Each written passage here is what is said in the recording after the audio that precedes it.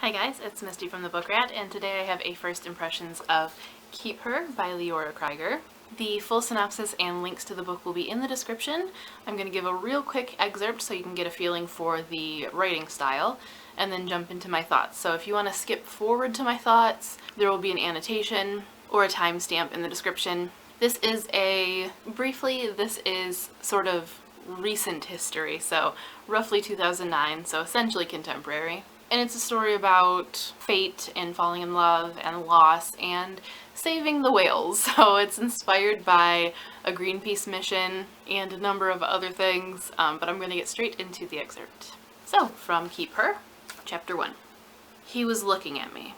No, more like staring at me, as open as the old camera he was holding, a camera with a big hole where the lens was supposed to be and the insides exposed. And I stared right back at him, taking in all his colors. Edges of sand-colored hair, soft, vain blue eyes, and the green cover of the paperback book he was holding. I was fourth in line at the camera store, waiting to pick up some prints I'd ordered weeks ago, and before I knew it, I felt it coming on again. That same tug of war. The two sides of my overcrowded head going at it, numbers on the left, images and colors on the right, each trying to get my complete attention. When the two sides of my brain did something they never did. They called a 15-second truce and pounded out a strange joint mission in two short words, like an SOS. Rescue him. So that was the little kind of starter excerpt. I'm also going to skip forward a page because there's a lot of stuff that you don't need that just kind of sets the scene, but I want to give you more of an impression of the narrator, the main character, and what she's like. So just going to read another quick paragraph from a couple pages in. The television screen abruptly went black, and there was a weird quiet.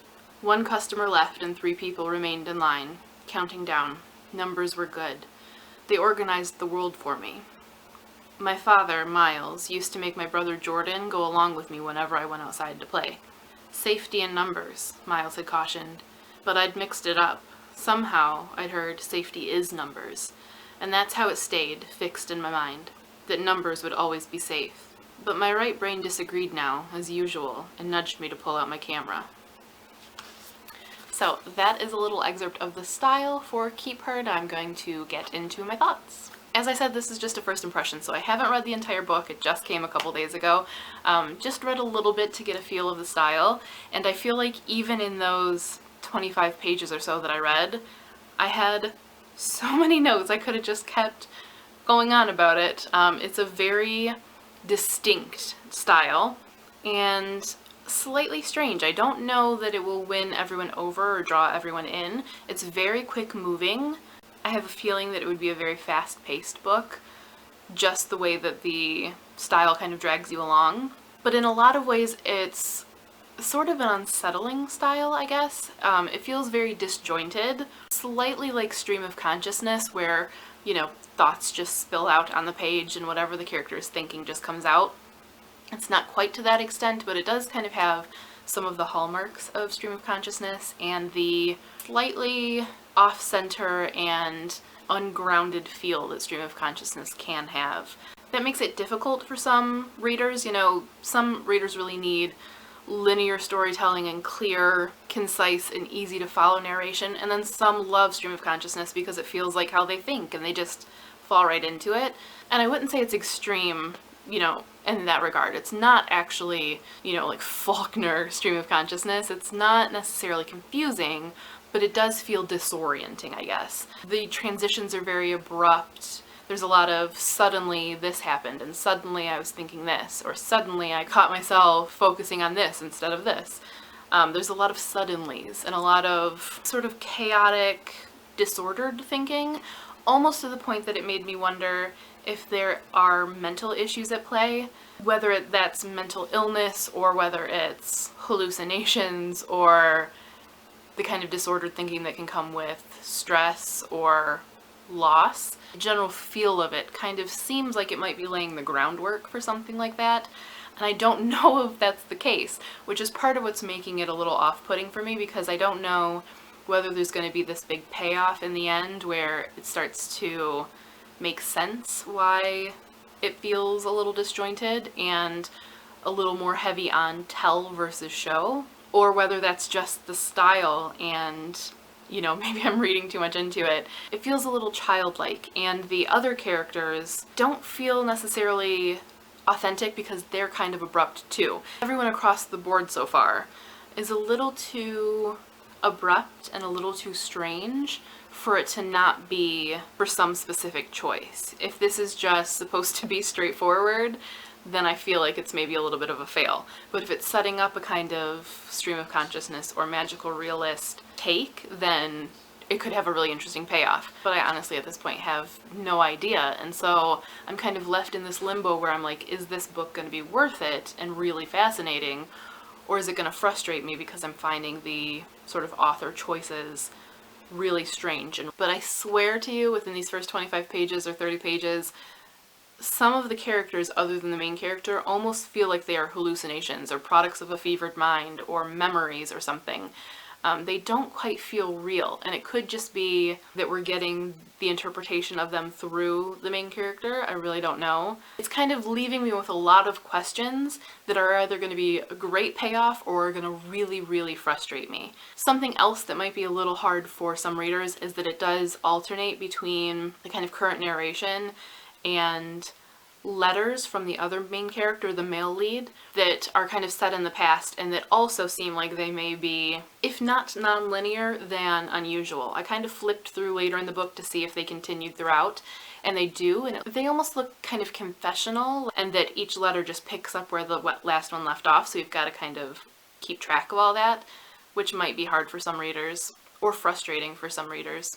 But it's one of those things where non-linear stories, as frustrating as they can be, can have some of the most incredible payoff. I mean, one of my favorite YA books of all time, essentially, is completely non-linear and completely confusing to a lot of people, and that's Jellicoe Road by Melina Marchetta. I can totally see why it's confusing to some people. It weirdly wasn't at all for me. I never found it kind of chaotic and confusing, but can absolutely see why people did. It's non-linear and it's all over the board, and then when it comes together it just hits you like a ton of bricks and is so powerful for that. So if that happens here, if all of these weirdly disjointed pieces slot together into something greater than the sum of their parts, then it will be really worth it. But right now I'm just not sure if it has enough to keep me intrigued rather than frustrated. All of the things individually, stream of consciousness and non-linear storytelling and kind of disjointed, is it hallucinatory or is it real type of storytelling, back and forth shifting POVs, all of those things individually add their own level of confusion or abruptness and kind of break you out of the flow of the story.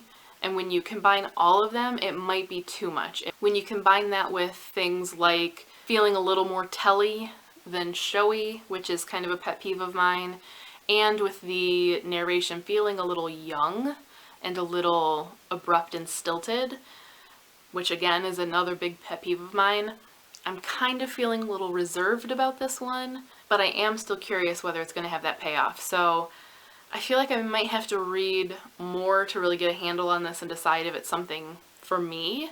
I think as far as recommending it to you guys, it comes with some major caveats, but also with some real intrigue and curiosity about where it's going and the story it's going to tell. So this is definitely a reader know thyself moment. If these things bother you, know that going in. If these things intrigue you, or you like stream of consciousness, you like nonlinear storytelling, very different characters, it doesn't really feel like anything else I've read. If any of those things kind of pique your interest, then it might be something to look into. I am really curious to see how all of the elements weave together, and if it does have that big payoff, but for now I'm a little, I don't know, little hesitant, little reserved, and probably a lot confused. Could be one of those things where it's totally mood dependent, and maybe if I read this in a certain mood I'll love it, and if I read it in a different mood I'll hate it. It could be one of those books, and that intrigues me, but it also worries me. So just some things to note in my general first impressions of Keep Her by Leora Krygier. That was probably no help to anyone because it's such a weird, like, I don't even know myself where I've ended up with this book. If you have read this, definitely let me know your thoughts, and if it kind of continues in this vein, if there is a big payoff, if you picked up on any of these things that I was feeling about it. I would love to hear some other people's thoughts, but yeah, it's an interesting one so far. I guess we'll see. Stay tuned, I guess, and maybe at a later date we'll revisit this and see if it had that big payoff. But for now, that is my first impressions. Let me know your thoughts in the comments. Thanks, of course, for watching. Keep an eye out for some more first impressions because I have some planned and I have some other books that I'm intrigued by, so I think some more are on the way. But that's all for now. Thank you guys for watching, and as always, happy reading! I hate cuckoo clocks.